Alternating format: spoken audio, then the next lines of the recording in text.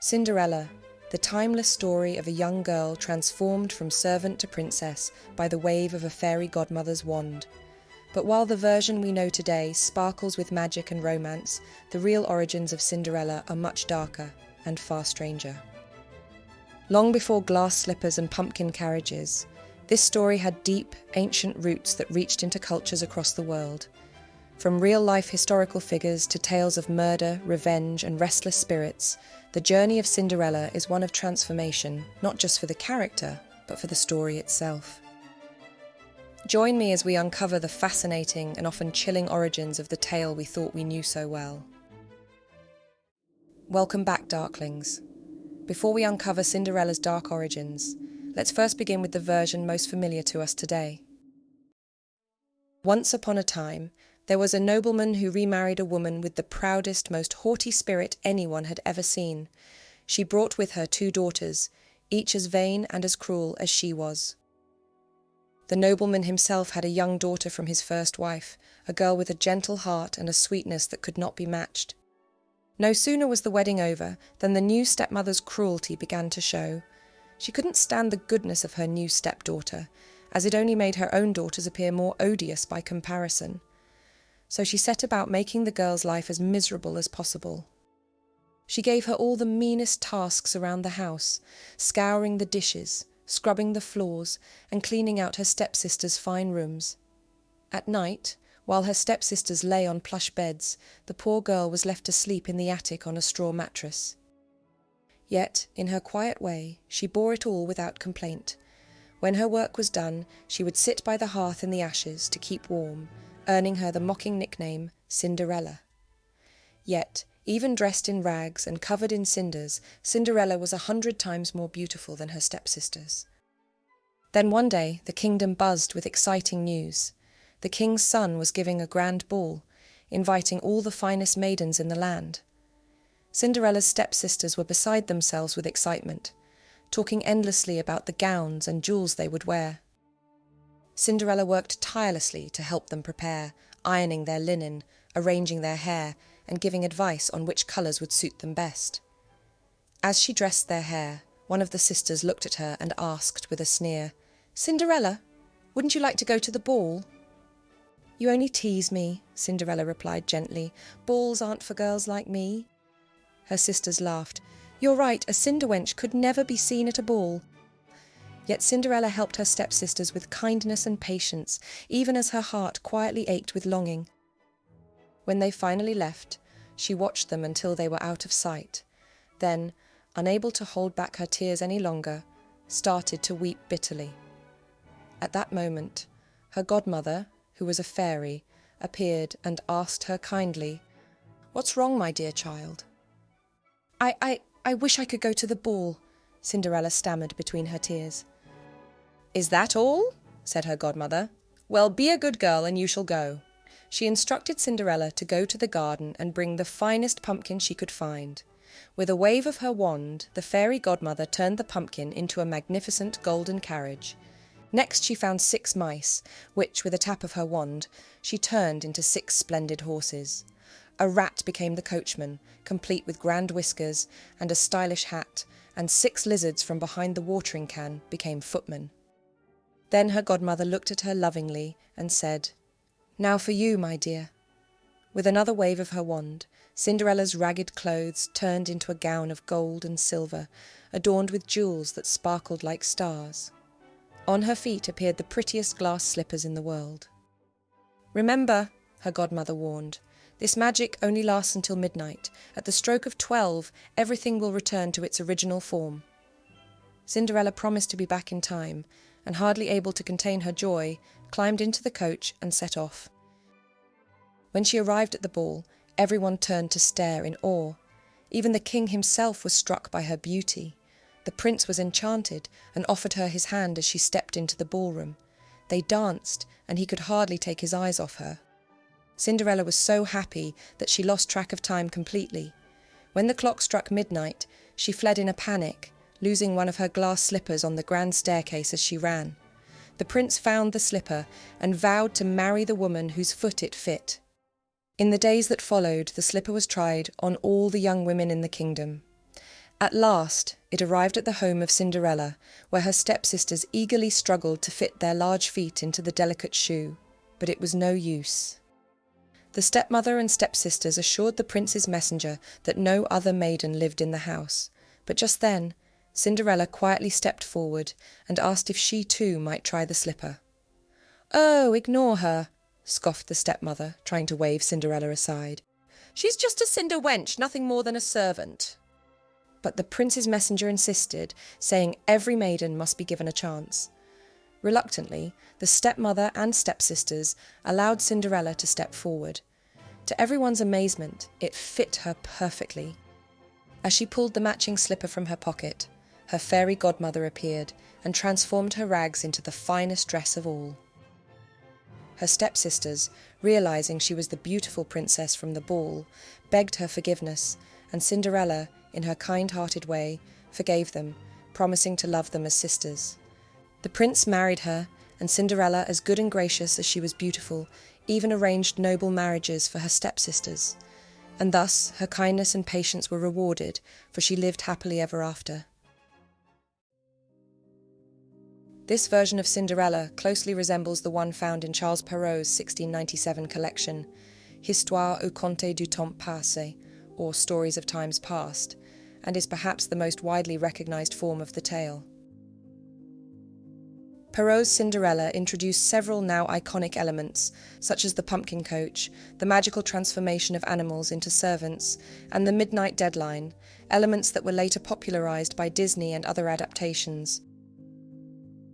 Perrault's Cinderella is also the only version where the slippers are made of glass, a unique and striking choice that may have come about by accident.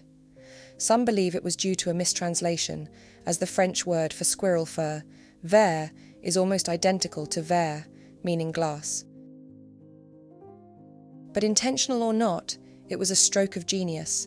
Glass makes the slipper a truly one-of-a-kind fit, moulded exactly to Cinderella's feet. The delicate, sparkling image of the glass slipper adds an unforgettable magic to the story, cementing it in readers' imaginations. Yet Cinderella's journey is one that reaches far beyond this familiar version. Cinderella is an ancient story, passed down through generations and retold in countless cultures around the world. The earliest known written version dates back to ancient Egypt and tells the tale of a Greek slave girl named Rhodopis. The story, considered the oldest variant of the Cinderella tale, was first recorded by the Greek historian Strabo in the 1st century AD in his work Geographica, where he described a popular Egyptian legend. They tell the fabulous story that when she was bathing, an eagle snatched one of her sandals and carried it to Memphis, and while the king was administering justice in the open air, the eagle, when it arrived above his head, flung the sandal into his lap. The king, stirred both by the beautiful shape of the sandal and by the strangeness of the occurrence, sent men in all directions in search of the woman who wore the sandal. When she was found in the city of Naucratis, she was brought to Memphis and became the wife of the king. In ancient Egypt, falcons and eagles were considered sacred, closely associated with the god Horus, the protector of kingship. As Horus's messenger, a falcon or eagle was believed to carry divine will between the heavens and earth, making this appearance a powerful omen.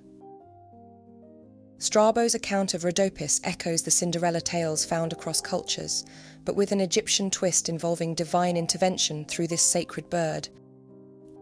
Another Greek historian, Herodotus, wrote about Rhodopis nearly 500 years earlier, in the 5th century BC. According to Herodotus, Rhodopis was a real woman, a Greek slave who earned her freedom and accumulated wealth through her charm and wit, though Herodotus does not mention any romantic connection to the Egyptian king. The pharaoh often linked with this legend, Amasis, was also a real historical figure who ruled Egypt and was known for his close ties to Greek traders and settlers. However, no records suggest he married a Greek woman or a former slave. Thus, while Rhodopis was likely a real historical figure, the romanticised story of her lost sandal and the pharaoh's search for her blends history and myth into one of the earliest versions of the beloved Cinderella story. Another ancient rendition of the story comes from China, where the enchanting tale of Ye Xian and her magical fish unfolds. Long ago in a remote village there lived a young girl named Ye Xian. She was known for her gentle spirit, beauty and wisdom, yet her life was filled with sorrow. Her mother had died when she was a child, and her father remarried, bringing a cruel stepmother and stepsister named Junli into their home. Tragedy struck once more when Ye Xian's father passed away, leaving her at the mercy of her unkind stepfamily.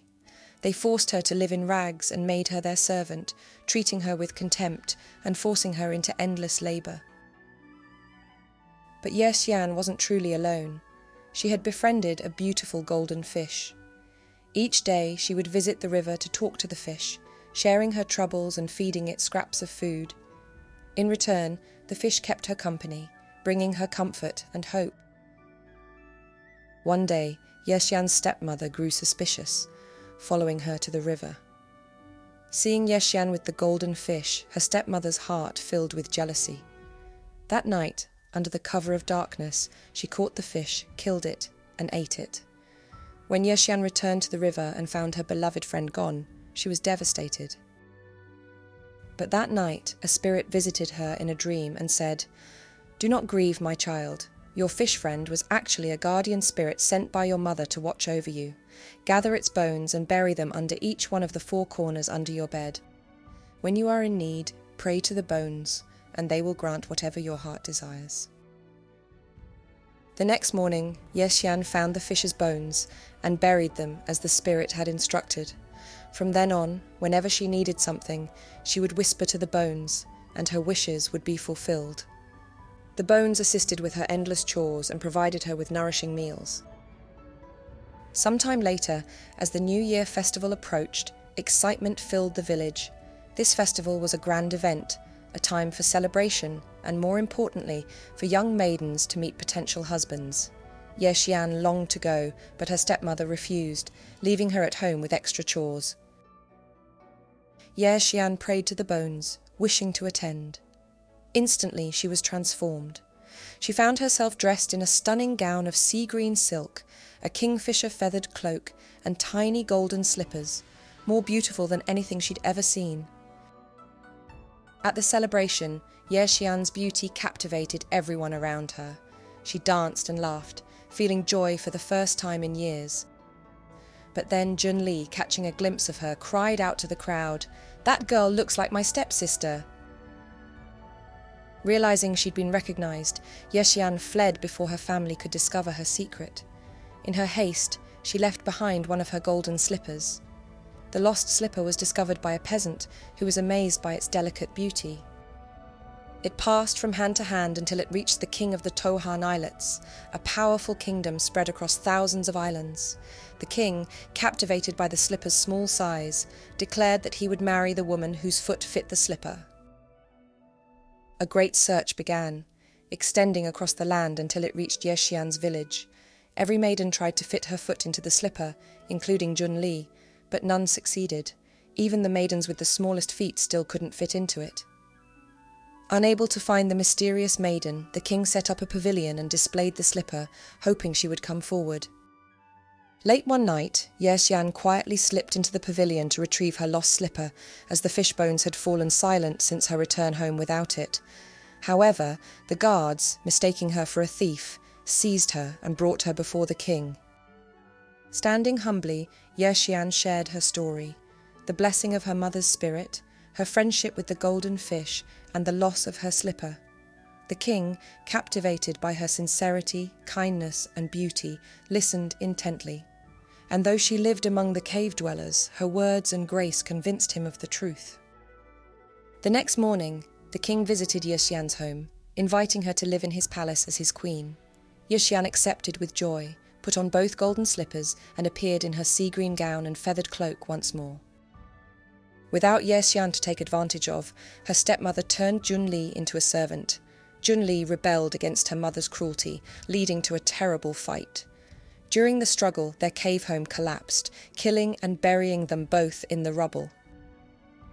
Meanwhile, Ye Xian was welcomed into the king's palace, where her gentleness and resilience made her a beloved queen. She ruled the land with kindness, and though her story began in sorrow, she found her true happiness at last.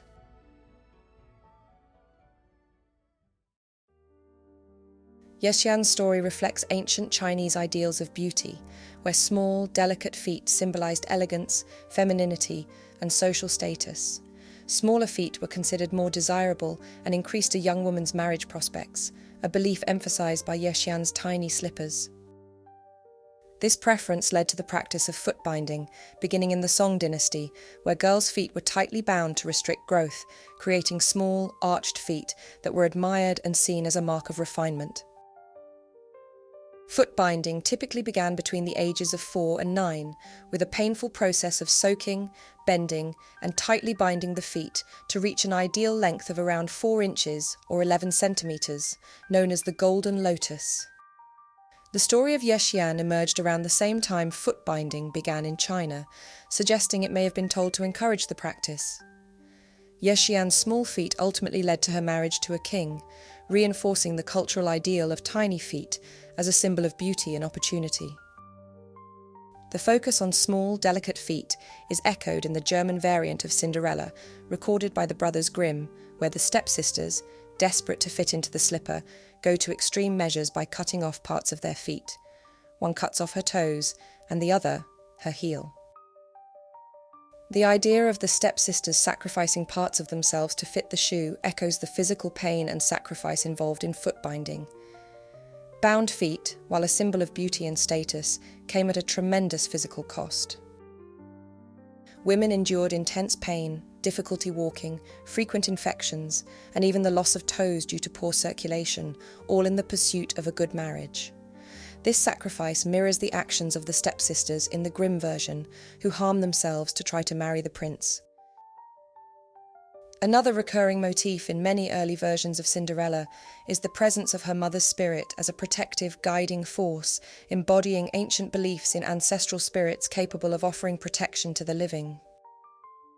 Whether through the magical fish in Ye Xian or a hazel tree in the Brothers Grimm's version, Cinderella's mother continues to care for her from beyond the grave. These elements point to the story's roots in ancestor worship, where deceased family members were believed to watch over and help their descendants. In Chinese tradition, ancestors are believed to transcend their mortal existence, becoming powerful, godlike entities.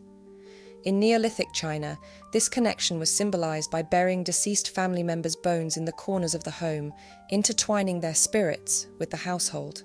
These concepts are vividly reflected in the story of Ye Xian.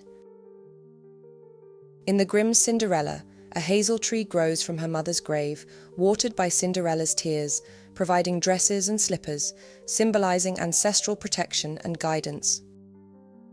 In Germanic and other pre-Christian traditions, trees were viewed as sacred and thought to house spirits or gods. By linking Cinderella's mother's spirit to a tree, the Grimm version preserves these ancient pagan ideas of nature as a sanctuary for ancestral spirits. By the time Perrault wrote his version in 1697, Europe had largely transitioned from pagan traditions to Christian beliefs, with ancestor worship giving way to more acceptable forms of magic. This shift in Cinderella's helper, from a spirit or tree to a fairy godmother, reflects both the Christian worldview and the refined tastes of the French literary salons, where fairy tales were reimagined as elegant moral stories. The fairy godmother, while less personal than a mother's spirit, and missing the profound grief of earlier versions, remains a maternal, nurturing figure. This adaptation shows how fairy tales evolved to reflect cultural shifts while still preserving elements of their ancient origins. In the Grimm's version, the presence of Cinderella's mother's spirit becomes a force for justice. The birds that live in the hazel tree help Cinderella throughout her trials, assisting her in finding her way to the prince. But their final role is a brutal one. They blind the stepsisters as punishment for their cruelty, pecking out their eyes during Cinderella's wedding celebration. Retribution in folk tales is common, where moral lessons are reinforced with fearsome consequences. In this way, the mother's spirit exacts justice, ensuring that those who wronged her daughter face punishment. This darker side of the tale suggests that Cinderella's story might have evolved from narratives about ancestral spirits who returned to settle scores, delivering retribution to wrongdoers. One of the earliest major collections of European folktales sourced from oral tradition was Giambattista Basile's Pentamerone, published posthumously between 1634 and 1636. This collection includes Europe's first recorded version of Cinderella, presented as the Cinder-Cat. In this version, we find a dark and gruesome tale centered on a young heroine named Zezola, whose story intriguingly appears to echo real historical events. Zezola, the cherished daughter of a prince, lives under the harsh rule of her cruel stepmother. However, she has a loving governess who encourages Zezola to murder her stepmother. Following the governess's instructions, Zezola tricks her stepmother into leaning into a large chest and then slams the lid shut on her neck, killing her. With her stepmother gone, Zezola persuades her father to marry the governess, who initially treats her well, but soon after, the new stepmother reveals 6 daughters of her own she had kept hidden, who join her in tormenting Zezola. They force her into servitude, mockingly nicknaming her the Cinder-Cat. One day, a magical dove visits Zezola and advises her to ask her father for a special gift from the fairies on the island of Sardinia.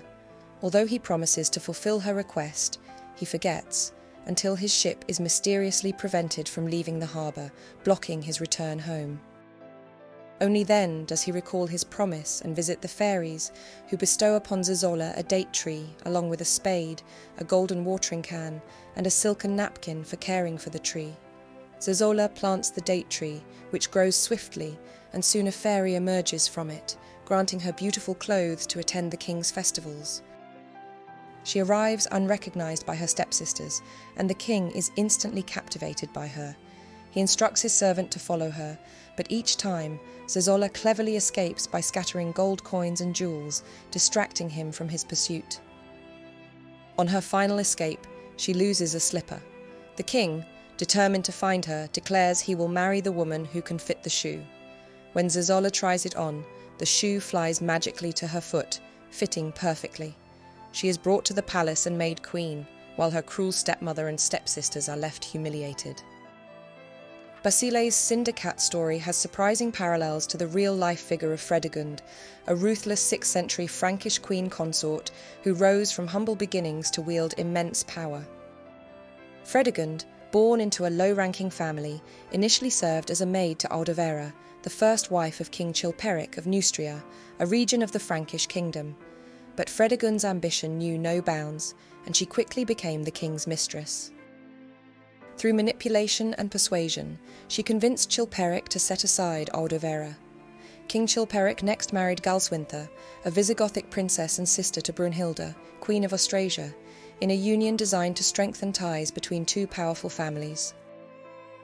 However, Galswintha soon discovered that Chilperic was still involved with Fredegund, despite his marriage. Feeling humiliated and threatened, Galswintha demanded either an end to Chilperic's relationship with Fredegund or a divorce. One night, not long after Galswintha's demand, she was strangled in her bed under mysterious circumstances. Although King Chilperic quickly married Fredegund and gained Galswintha's dowry, suspicion largely fell on Fredegund. Her speculated role in the murder solidified her power, but it also ignited a fierce blood feud with Galswintha's sister, Brunhilde, one that would unleash decades of brutal conflict between the 2 queens and their respective kingdoms. A particularly chilling detail is the plot Fredegund devised against her own daughter, Rigunth. Rigunth, Chilperic's and Fredegund's daughter, openly voiced her ambition to become mistress of the household, a threat Fredegund did not take lightly. In a calculated move, Fredegund feigned kindness and led her daughter to the royal treasure room. She then asked Rigunth to lean into one of the large chests to retrieve some jewels, and seizing the moment, attempted to crush her daughter by slamming the heavy lid on her neck. This grisly scene is strikingly similar to the murder in the Cinder-Cat, where Zezola kills her stepmother. The connection between Basile's fictional Zezola and the historical Fredegund gives the Cinder-Cat a darker, more complex dimension. But Fredegund's bloodshed didn't end there. She was implicated in the murders of multiple political rivals, including King Sigebert of Austrasia, her late husband's brother.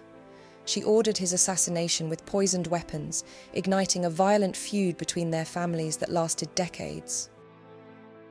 Fredegund was also responsible for orchestrating the deaths of numerous nobles, clerics, and even her stepson, Clovis, to secure her own son's claim to the throne.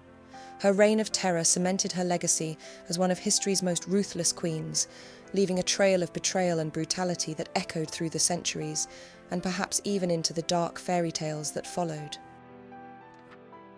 Cinderella is one of the most enduring tales in history, with roots stretching back thousands of years and across countless cultures. Today, there are multiple variations worldwide, ranging from charming to outright twisted and bizarre. With such a vast and diverse storyscape, it's impossible to cover everything in just one video. That's why we'll continue our journey in part 2, where we'll delve into more unique and fascinating folktale variations. If you enjoyed uncovering the strange roots of Cinderella, make sure to like, subscribe, and leave a comment below. What surprised you the most about her story so far? See you in part 2.